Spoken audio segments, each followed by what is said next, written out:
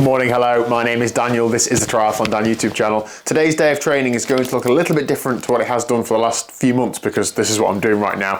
Before I get to that, I'm just grabbing Liz, who is on her way out to work. Liz, what day is today? It's World Book Day. Oh, hang on.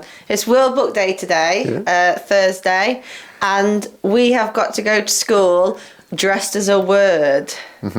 What word have you selected? This is right. Athletic. Talk us through your outfit. What's the ensemble? The slippers included? Yeah. No. Just running gear, my word, and I've just put a sweatband on for effect. What does the t-shirt signify? Manchester. Yes, marathoner. Nice one. Have a great day at work. I will see you. Well, I won't see you for long tonight, so I'm out tonight, but I'll see you for tea, perhaps. Yeah, okay, cool. Have a good day at work. See you there. Thanks, see ya. Okay, then no fancy dress here, unfortunately. I've just had lunch, so I'm now going to get started on today's training, which is my hip, knee, core routine that I'm working on to try and get injury free. I've got a knee niggle and a semi-hip niggle, which I think has gone, but I'm still focusing on the rehab for it. So, first I'm going to talk you through how I am getting through this. For the last few months, I've not really focused enough on rehab and strength and conditioning and all of that. But I need to do this now because I need to get to getting fit. I've got some events coming up this year that I need to be in good shape for, so it's really giving me that sense of urgency. So how am I doing that? Well, I find that I'm motivated visually quite well, so I have a big whiteboard.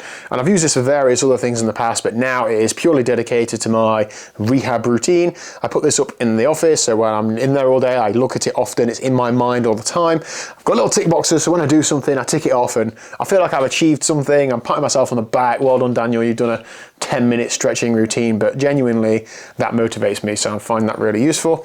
I've also changed some habits with how I'm during the day, so in fact, all the day, last 3 days, I've stood up and I have a walking treadmill under my desk. I'm going to do a separate video on this, but it's been really good. I've done 45 minutes of walking this morning and I feel great for it. It's not really tiring because I just do it like dead steady.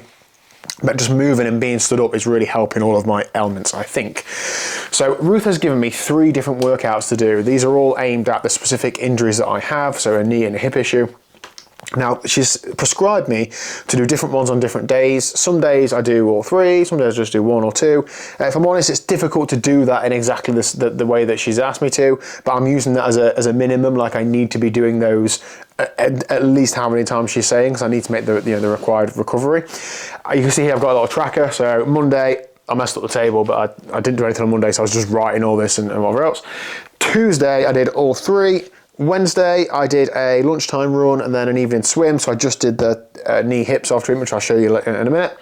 Thursday, which is today, I'm hoping to put ticks in all these boxes, so to do all 3.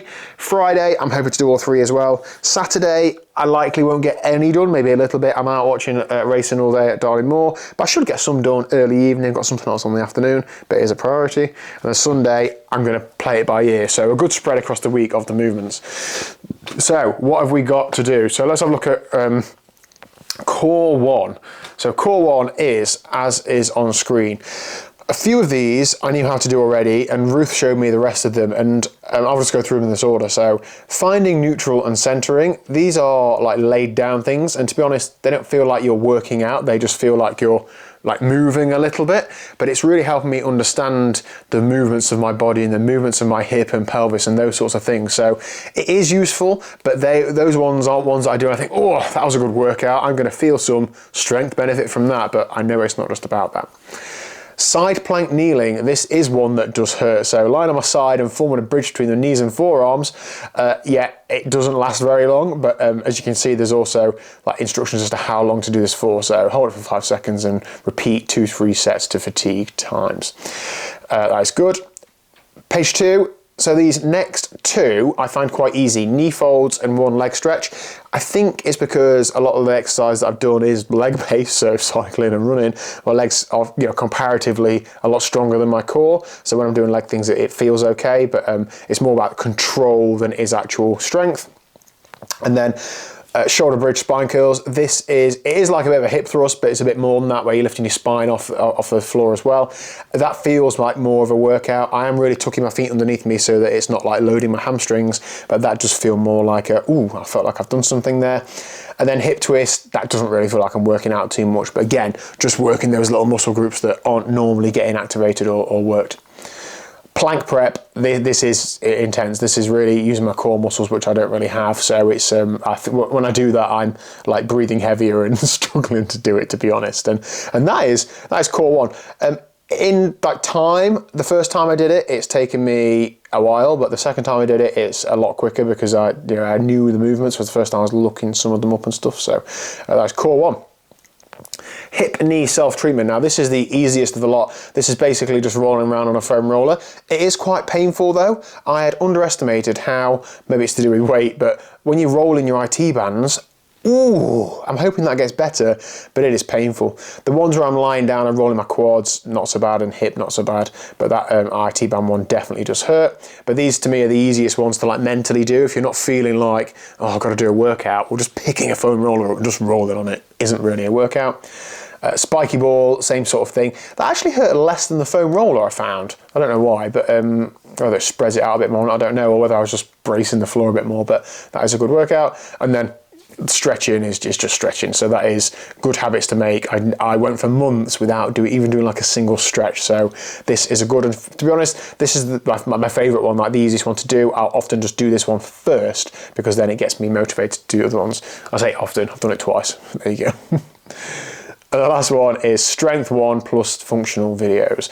Now this is like the hardest workout of the three, and I often leave this one till last because it's the hardest one, but I also like finishing on the harder one. This top one, Copenhagen adductor strengthening, yeah, I really struggle with that. Even just like holding my body up for a second or two to like get in position is difficult, so I don't do very many of those. This hip internal rotation, I haven't figured out how to tie my band to something sturdy, so I just like put it around my feet and then just use the other leg and move the other leg out.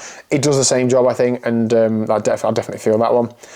Hip hike with weights. I don't have a weight on my ankle, so I've just been doing this on the stairs, but I've been using an elastic band on the foot that's on the stair, so when I come up, it's a little bit more resistance to replicate like a weight being on it.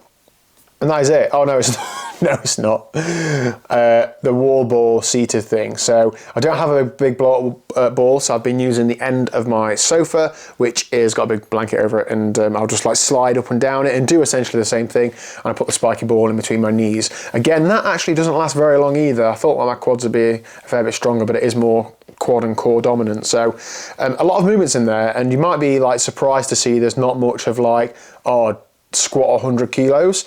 And I'm really okay with that, because for a long time I've not thought that like you don't need to just lift really heavy. That's not the be all and end all. I don't doubt that you will be stronger and more resilient if you do lift heavy weights, but I've trained for years and years and years without having to be doing heavy squats or deadlifts or whatever else.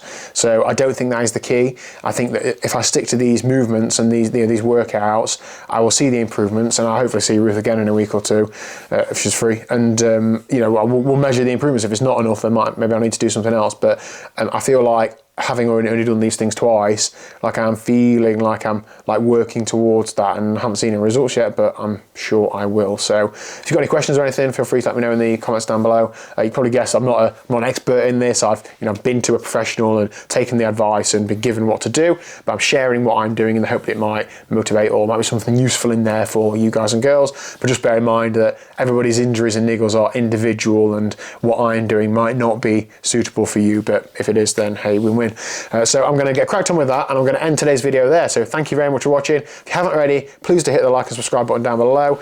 I'm heading out to Darlingmore this weekend. I'm going to make loads of bike racing content that I'm not actually racing in, but there are loads of people going that I know, so I'm hoping to make some great content, so I look forward to sharing that with you, and I will see you again tomorrow at 1 o'clock.